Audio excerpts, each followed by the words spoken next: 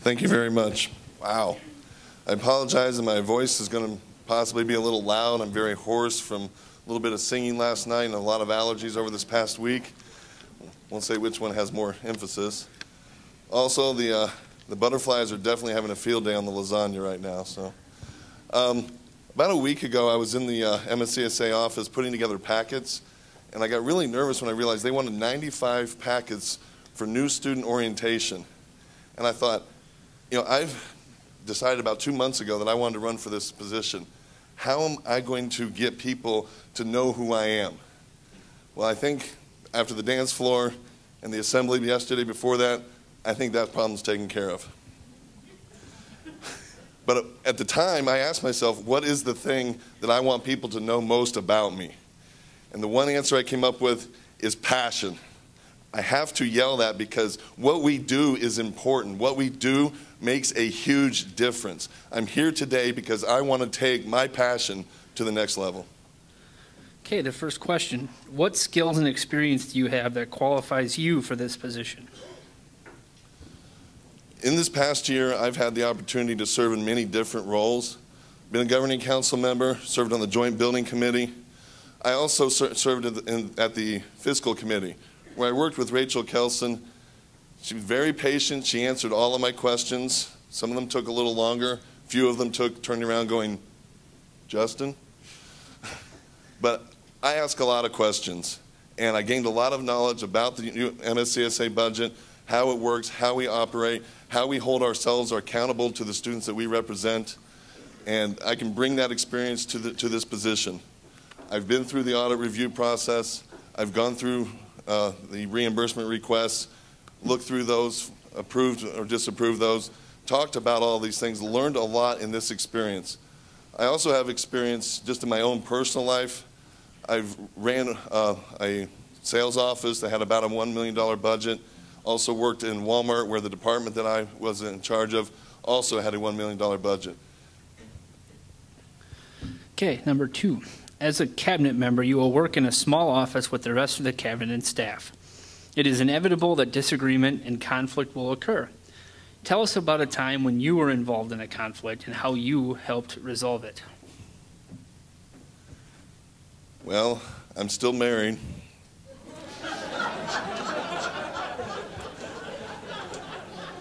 As for the small office, I can try to get on The Biggest Loser. The biggest thing about conflict is open communication, and it is 2 ways. If someone has a problem with me, I want them to come to me with it. If I have a problem with someone, I don't want to go to talk to Kayla about Maureen. I want to be able to go to Maureen and say, listen, we need to talk. One of the great workshops that we had at, I believe it was a fall summit, was conflict resolution. And what they said to do in critical conversation situations, don't put the person on the spot. Don't say, Barb, I hate the way you did that, because she's going to get all defensive. Say, Barb, I want to talk to you about that Grace blazer you have on. It concerns me. Can we talk in about 5 minutes? Let the person know ahead of time you have a difficult conversation coming. Okay, the third question. What is the most significant issue affecting students? Same thing as what the treasurer deals the most with, money. It's all about the affordability, especially coming this year. We're coming into a budget year. The stimulus dollars are running out. We're going to go off of a cliff.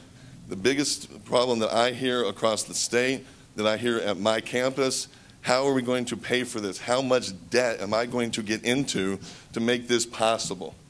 For all the dollars and cents that I'll be dealing with, it's very important to me to remember every one of those dollars and cents has a person behind it. A person like myself who's trying to make a better life for themselves. And they all believe, for all the arguing and debating that we do here on the assembly or on Facebook or wherever, we all believe that higher education is the answer, but it's not going to be the answer if it becomes unaffordable. How will you balance your fiduciary responsibility with the need for transparency? Serving on the governing council the Joint Building Committee, and the Fiscal Committee, I had the opportunity to be involved in discussions where we were told this stays in this room. This is information that cannot be made public for the sake of the association. The way I would balance that, I told many of you last night when I met you that I want to be the person that is the resource.